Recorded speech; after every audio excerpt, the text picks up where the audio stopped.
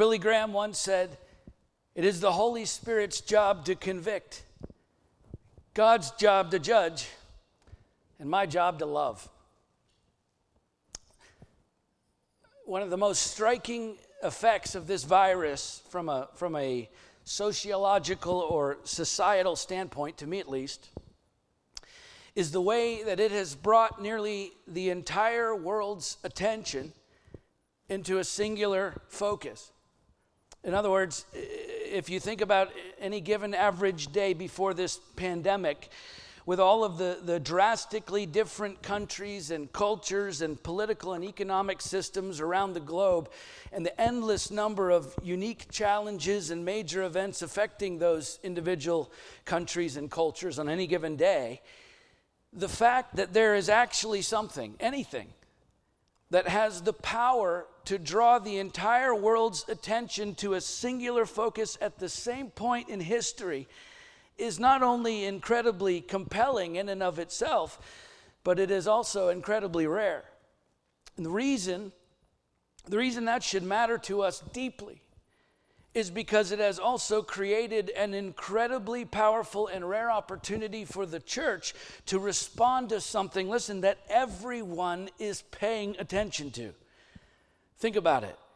At any given point in history, the church is doing the work of the gospel, which is always powerful and always necessary and effective, but it isn't always noticed, right? Not on a large scale, not by a long shot. Most of the time, most of the world's population is paying no attention whatsoever to the church, and then all of a sudden along comes a crisis that captures the world's attention, which is creating needs, many of which the church is uniquely equipped to address. And listen, just so you understand, I'm not talking about capturing people's attention for the sake of good publicity. No, I'm talking about capturing people's hearts for the sake of the gospel.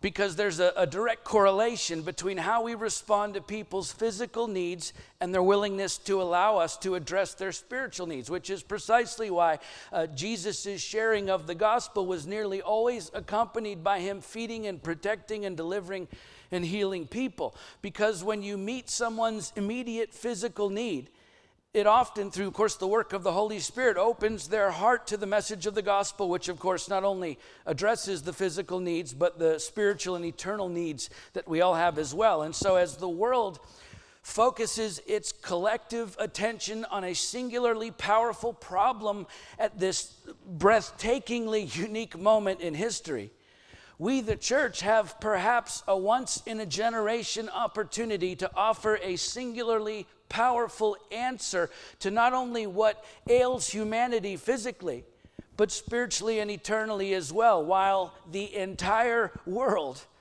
is actually paying attention.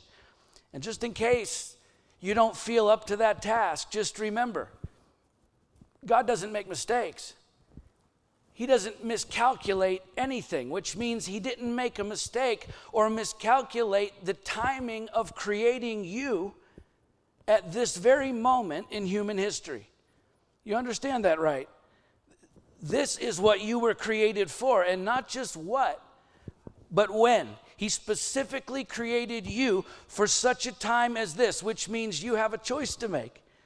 Because God is going to accomplish his will either way, as his word demonstrates time and again. In fact, during one particularly critical time for the Israelites, while on the brink of destruction, Esther, the queen, had an opportunity at great risk to herself to try and save the Jews by approaching and speaking to the king on their behalf, which was strictly forbidden under the penalty of death unless you were first invited by the king to speak to him. And yet Esther had not been invited to speak to the king. And so after she initially resists the request from her relative Mordecai to speak to the king on the Israelites' behalf, he sends her this message. Mordecai says, if you keep silent at this time, relief and deliverance will rise for the Jews from another place. In other words, God is going to accomplish his will one way or the other.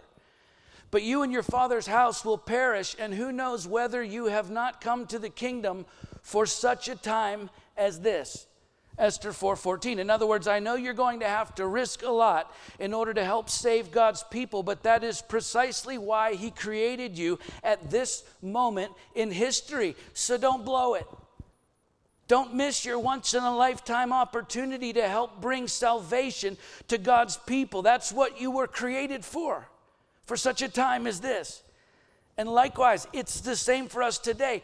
You are here on this earth precisely when you're supposed to be here, which means whether you like it or not, you are a part of the equation, a part of his plan to provide salvation to a world full of people who are not only lost, but maybe for the first and only time in their lives, because of this crisis, they're open to the gospel.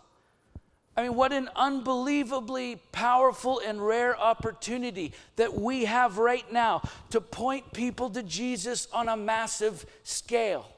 How?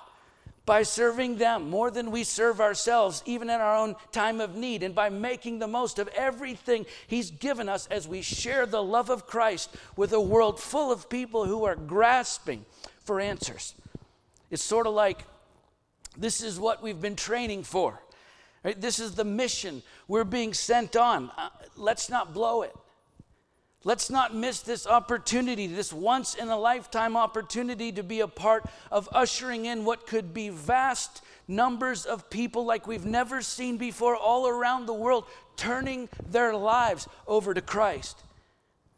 Okay, you were created for such a time as this, and it's what we have such a timely example of in our story today as we continue our sermon series, working our way through the book of 1 Samuel, where the story focuses on these 4 different people who are all at very different places in their lives in terms of taking responsibility for the time they've been given on this earth, and in turn, their commitment, or lack of commitment, as the case may be, to making the most of it while they can. And as you might expect, there's a stark contrast in the results those 4 lives have on the people around them, even on a large scale, as we're going to see. So let's turn to 1 Samuel chapter 2. If you have your Bibles with you, and we're going to pick the story up where we left off last week and see how, what may appear to be your darkest hour can actually become your finest hour. When you understand that this moment in time, no matter what is happening, this is exactly the moment that you were created and gifted and equipped, not only to live in, but to thrive in. We'll begin at 1 Samuel 2, verses 12 through 21. Now the sons of Eli were worthless men. They did not know the Lord. The custom of the priests with the people was that when any man offered sacrifice, the priest's servant would come while the meat was boiling with a 3-pronged fork in his hand, and he would thrust it into the pan or kettle or cauldron or pot. All that the fork brought up, the priest would take for himself. This is what they did at Shiloh to all the Israelites who came there. Moreover, before the fat was burned, the priest's servant would come and say to the man who was sacrificing, "Give meat for the priest to roast, for he will not accept boiled meat from you, but only raw." And if the man said to him, "Let them burn the fat first, and then take as much as you wish," he would say, "No, you must give it now, and if not, I will take it by force." Thus the sin of the young men was very great in the sight of the Lord, for the men treated the offering of the Lord with contempt. Samuel was ministering before the Lord, a boy clothed with a linen ephod, and his mother used to make for him a little robe and take it to him each year when she went up with her husband to offer the yearly sacrifice. Then Eli would bless Elkanah and his wife and say, "May the Lord give you children by this woman for the petition she asked of the Lord." So then they would return to their home. Indeed, the Lord visited Hannah, and she conceived and bore 3 sons and 2 daughters, and the boy Samuel grew in the presence of the Lord. So over the past 2 weeks, through the first chapter and a half of this book, the story has focused on Hannah and how God, in his perfect timing through great times of trouble and distress in her own life, how he brings Samuel into the picture, who will grow up in the service of the temple and of the high priest, and ultimately, of course, in service to God as the last great judge in Israel, which is where the story picks up here as we begin to learn about the environment that Samuel is growing up in. And so we're told that Hophni and Phinehas, the 2 sons of Eli, the high priest, who serve as priests themselves at the tabernacle and would have been like older brothers to Samuel, they were worthless men. which is the phrase Bain Belial in the Hebrew, in the ancient Hebrew. It literally means sons of Belial. Okay, Belial was a pagan god. And in the New Testament, the ancient Greek version of the same phrase was used to refer to anyone who was considered to be the antithesis of the Christ. Okay, these were the priests in charge of the worship of God by the people of God. There was no greater responsibility in all of Israel, and yet according to verse 12, they did not know the Lord, which explains their outrageous violations of God's holy laws concerning their worship of him. Okay, according to the Mosaic law, when the sacrifices were brought to the tabernacle, a portion was to be given to God, a portion was to be given to the priest, and a portion was to be kept by the one who brought the offering. And more specifically, the priest was to receive a part of the breast and the shoulder of the animal being sacrificed, which was clearly laid out in Leviticus 7:28 through 36, also chapter 10, verses 12 through 15, also in Numbers 18:17 through 19, and Deuteronomy 18:3. But now, some 400 years after the law of Moses was given, the priestly custom had changed, and not for the better. Instead of taking the prescribed portion of the breast and shoulder, Hophni and Phinehas, and probably priests before them, were taking whatever they could bring up out of the pot with a giant fork, which probably everyone knew was wrong to begin with. And to make matters worse, everyone also knew that the fat of the sacrifice was to be burnt as an offering to the Lord first, according to Leviticus 17:6 and Numbers 18:17. God's portion was always given first. And since the fat was considered the most luxurious part, the best part of the animal, the fat went to God. And again, it went first. The idea being God should always get our first and our best offerings, which really hasn't changed. But the sons of Eli were taking the portions of their choosing, and they were taking it first. Even before they burned the fat, the priest's servant would come and say to the man who was sacrificing, "Give meat for the priest to roast, for he will not accept boiled meat from you, but only raw." And of course, the raw meat was preferable because then they could, first of all, they could prepare it any way they pleased. And even more desirable than that, raw meat was much easier to sell than cooked or boiled meat, which meant they could make a significant amount of extra money off of the sacrifices that were intended for God. And the people knew it was wrong, which is why they would reply, some of them, with, "Let them burn the fat first, and then take as much as you wish." And so in response, the priests, through their servants, would threaten the people with violence until the people gave in. This was a grossly sacrilegious practice, taking whatever part of the offerings intended for worship they wanted and serving themselves before they even considered serving the Lord and giving him whatever leftovers there might be. And it wasn't only that these brothers were not worshiping God as they should. Listen, they were causing the rest of the people of God to stumble in their own worship as well by offering unacceptable sacrifices, and through greed and violence and intimidation, making others not even want to come and bring their offerings at all. And then we see in stark contrast in verses 18 through 21, Samuel. Even with all of the influence these brothers had over the worship at the tabernacle and over him, think about it. Samuel was still very young. Jewish tradition tells us he was no more than 12 years old at this point, right? If that's true, well, you've got Hophni and Phinehas, these priests who clearly had tremendous influence over the people of God, and yet their continual access to and influence over Samuel, this boy, was far greater than their limited interactions with the rest of the people. And so imagine being 12 years old, away from your family since you were probably 3 years old, and the biggest influences in your life, the very men you're supposed to be able to emulate, are profaning the worship of God and leading the people of God to do the same. From the outside looking in, it seems like an incredibly unfair situation for Samuel to have to be raised in. After all, he's just a boy.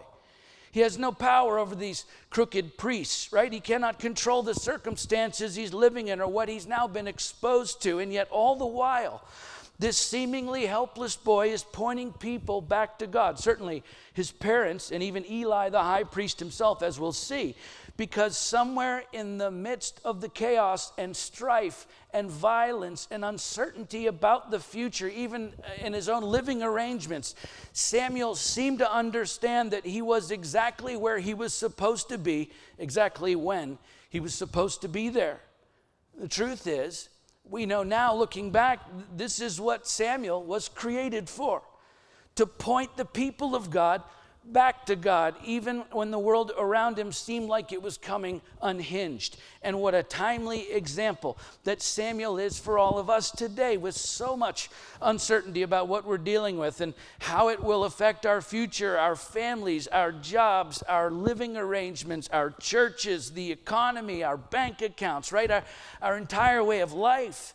What an example we have in Samuel, who shows us that even in the midst of tremendous uncertainty, this moment, no matter what happens in this moment, this is the moment you were created for such a time as this.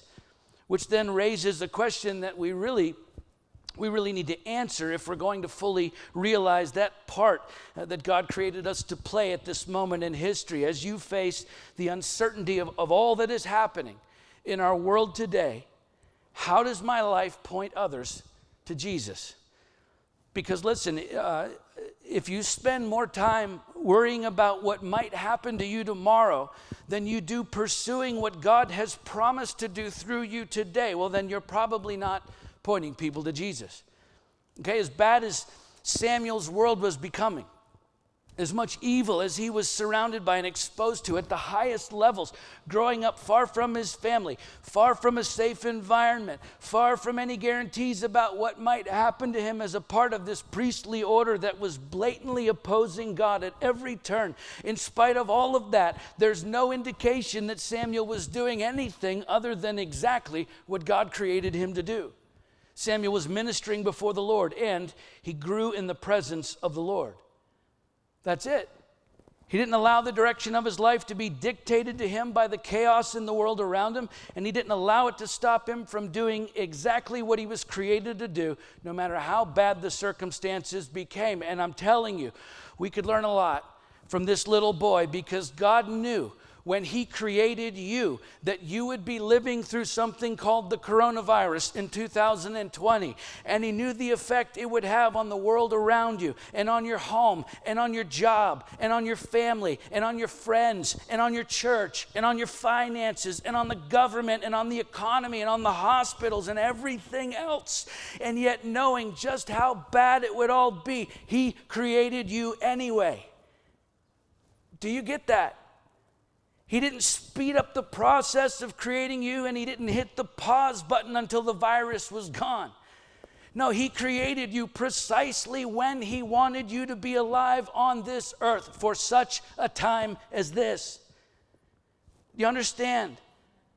When God looked into the future and he saw this virus and all the havoc it would wreak on our world, knowing exactly what would need to be done in response so that he might be glorified in all of it, he chose you. He chose you to be his response to this world in its darkest hour. He chose you for such a time as this. And if that sounds heavy, if that sounds like a profound responsibility that has been placed on your shoulders for such a time as this, well, then you're starting to get the picture. Because the weight of that responsibility couldn't be any more profound. But listen, as heavy as the responsibility may be, it's not complicated. It may be hard sometimes, but it's not hard to figure out. In fact, it's quite simple. You see, you've been put here on this earth for such a time as this for one very simple reason: to glorify Jesus Christ by pointing people to him no matter what is happening in this world. We'll talk more about how you do that in a moment, but listen, we need to ask ourselves, is my life pointing people to Jesus Christ today?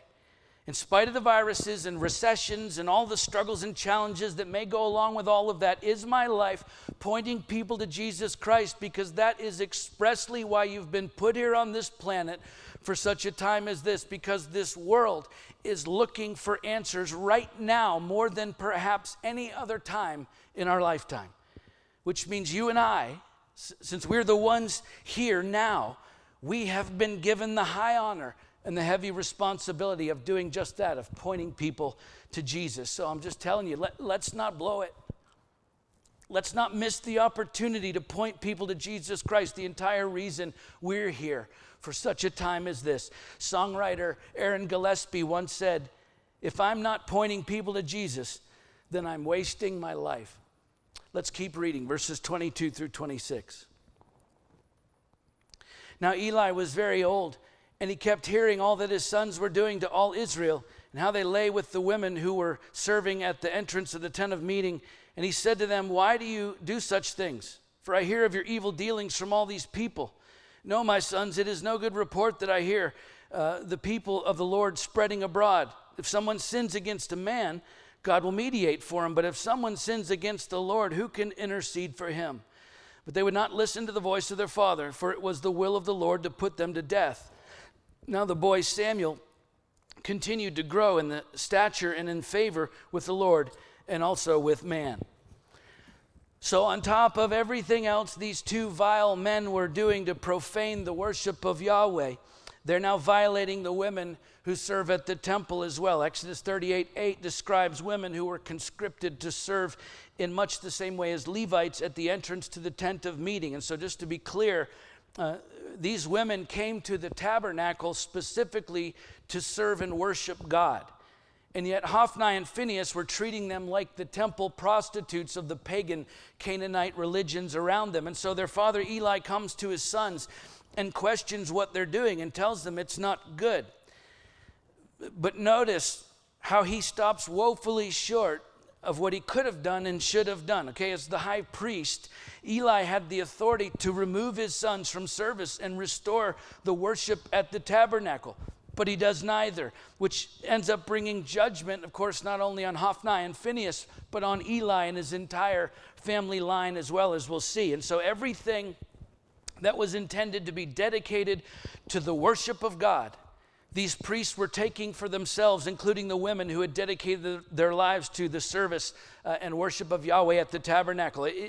I'm telling you, it didn't get any worse than this.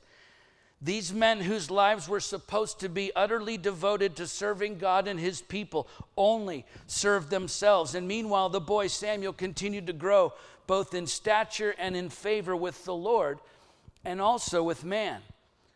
Now, what a stark contrast. Again, what a lesson for us. While the priests are getting it all wrong, this boy Samuel is getting it all right. He's growing not only in stature and in favor with the Lord, but also with man. Why with man? Because Samuel put others before himself, as we'll see as his story unfolds. Samuel put others before himself, unlike this entire priestly order of men and their servants who Samuel lived with, who were stealing from God and extorting people under the threat of violence and violating women in the worst of ways. And even though we know from chapter 3 that Samuel didn't know the Lord yet personally, he was learning that if he was going to fulfill his purpose in this life, that would mean ultimately pointing people to God, to Yahweh. And one of the most effective ways to do that is by putting other people before yourself, even when no one else around you is doing that. In fact, especially when no one else around you is doing that, okay? In times of crisis, when everyone is fighting for themselves, if you will fight for others, your opportunities to point people to Jesus will skyrocket, because in real times of crisis, people turn to those who are focused on helping others. Which means in this time of crisis that we're facing today, we really should be asking ourselves, how does my life serve others more than myself? Because listen, our words matter without question. We talk about it all the time, the importance of proclaiming the gospel. Our words matter, but it is our actions that give weight to our words. And as Christians, we talk about serving God and serving others all the time, as we should, and that sounds great, until a crisis comes and our actions no longer match our words.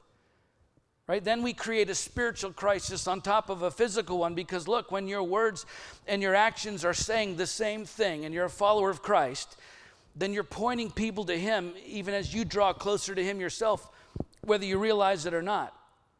But when your words and your actions are sending two very different messages, I'm just telling you, people will ignore your words and instead pay attention to your actions, because it is your actions that are telling the truth about you. This is exactly what was happening with Hophni and Phinehas. They dressed like priests, they talked like priests, they represented themselves as priests, but their actions sent a very different message, and everyone could see it, and it turned people away, not only from the tabernacle, but from serving God altogether. Okay, when your actions and your words aren't saying the same thing, you will lead others away from Christ every time, whether you realize it or not. It's a fact. People will follow what you do before they will follow what you say. And so if you want people to take what you have to say seriously, then your actions had better line up with your words, because you can talk about how much you love Jesus and other people all you want to, but if the majority of your life is spent loving yourself more than you love others, people will see right through your words.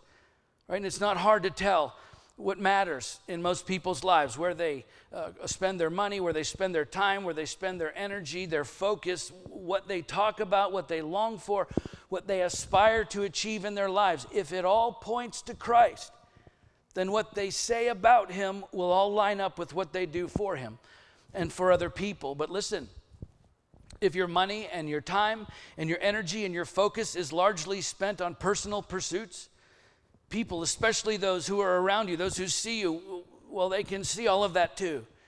And your words won't have any weight with them. And listen, during times of crisis, all of that gets amplified.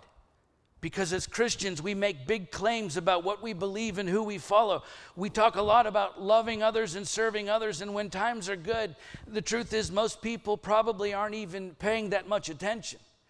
But when times turn hard, the world is all of a sudden looking for the church to make good on those claims. And before you think to yourself, I didn't sign up for this. Well, I hate to be the bearer of difficult news, but God signed you up for this the moment he decided that you were the best man for the job or the best woman for the job by creating you precisely when he did, for such a time as this. So when you go to the store, are you only thinking about what you need? Or are you thinking about what others might need while you're there and then calling them and getting what they need for them? When you think about all that you already have, 9,000 rolls of toilet paper, I don't know, whatever it is. Are you thinking about how that can take care of you and your family alone, or are you also thinking about how that can take care of other people who may need some of what you have? Are you checking on your neighbors? Are you praying for strangers? Are you visiting those who are alone? You can do that from 6 feet away. Are you staying connected with your small groups? Are you helping those who are older or struggling with other health issues? Are you giving to the ministry? Are you serving the body of believers and reaching out to unbelievers? When people look at you, do they see someone whose actions line up with their words? Someone who is serving other people more than they serve themselves? Or is it all about you first? Because if you want to point people to Jesus, then serving yourself is going to have to end up somewhere further down on the list. Because simply acting religious and saying all the right things, I'm telling you, that won't get you very far with people who are actually hurting and in need of help. C.S. Lewis once said, "How is it that people who are quite obviously eaten up with pride can say they believe in God and appear to themselves very religious? I'm afraid it means they're worshiping an imaginary God." Let's finish the story for today. Verse 27 to the end of the chapter.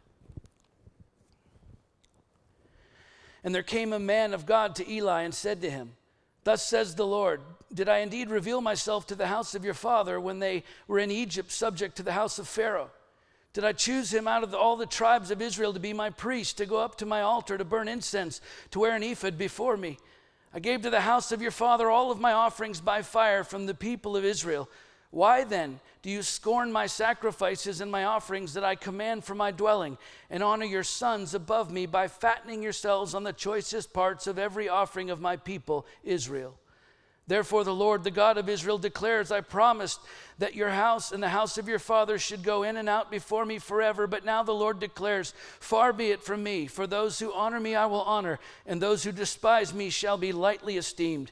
Behold, the days are coming when I will cut off your strength and the strength of your father's house, so that there will not be an old man in your house. And then in distress you will look with envious eye on all the prosperity that shall be bestowed on Israel, and there shall not be an old man in your house forever. The only one of you I shall not cut off from my altar shall be spared to weep his eyes out, to grieve his heart, and all the descendants of your house shall die by the sword of men. And this that shall come upon your two sons, Hophni and Phinehas, shall be the sign to you.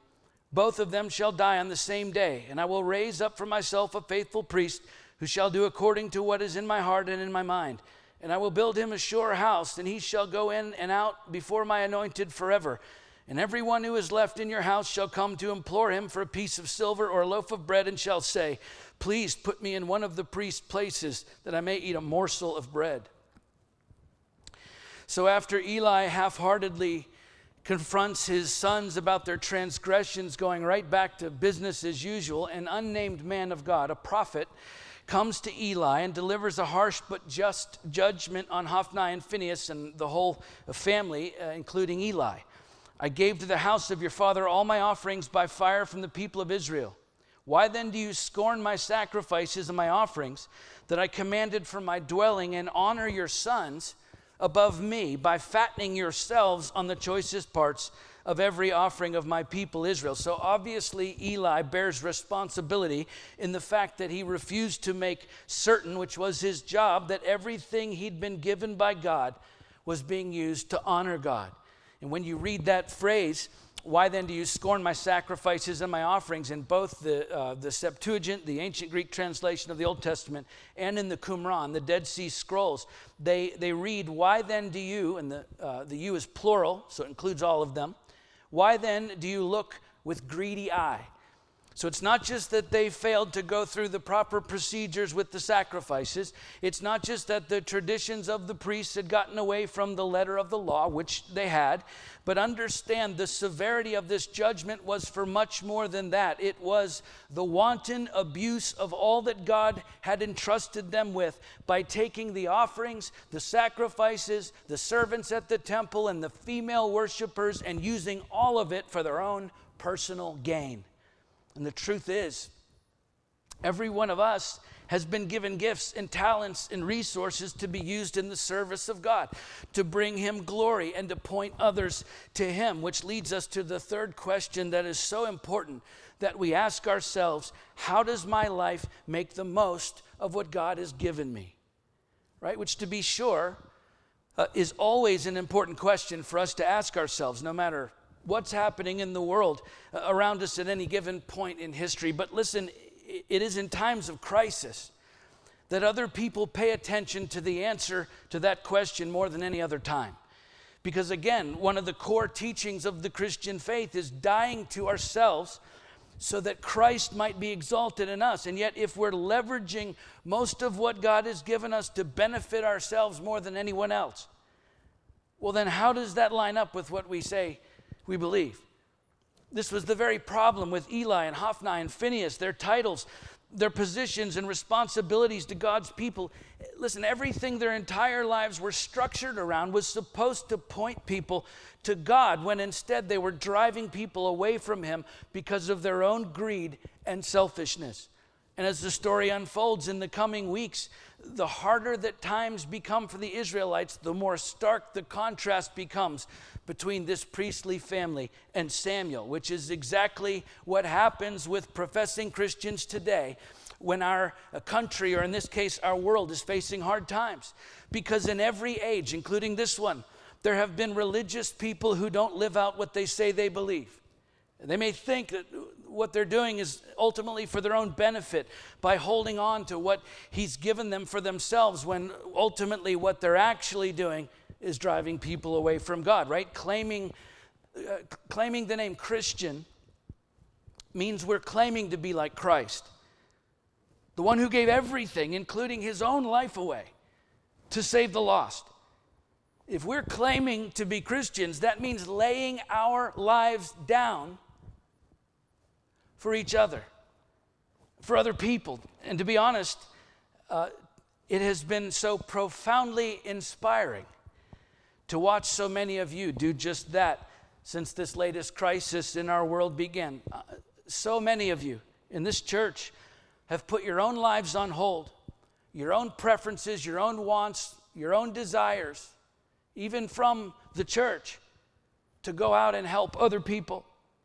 I've watched you buying groceries and gas cards and repairing other people's cars and giving other people's rides and extended times of prayer and counsel for one another, even if it's over Zoom or some other online way, using whatever God's given you, whether it's a financial resource or a talent or a gifting and an ability to organize, whatever it is, to minister hope and provision and healing to other people, which is precisely why he's given you everything that he has for such a time as this. Do you understand? What's happening in the world right now isn't a bump in the road of your life. This is what you were created for such a time as this. Why? To give yourself away so that you can point other people to Jesus Christ. And I'm just telling you, the world is watching. In fact, the world is watching like never before, probably in our lifetime, because this crisis has drawn the focus of nearly the entire planet onto the same thing at the same time. What a time to be alive. What an incredibly powerful and rare opportunity before us, the church, to respond to something that everyone is paying attention to.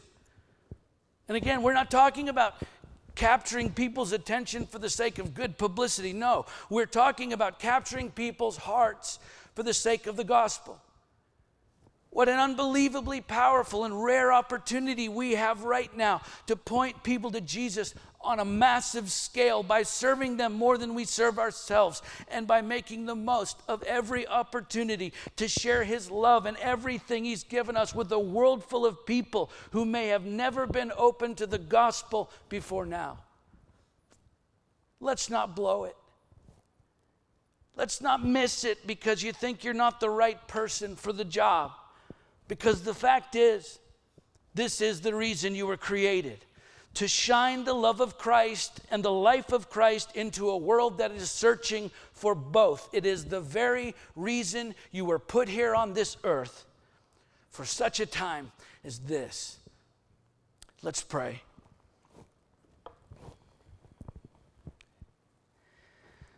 Father,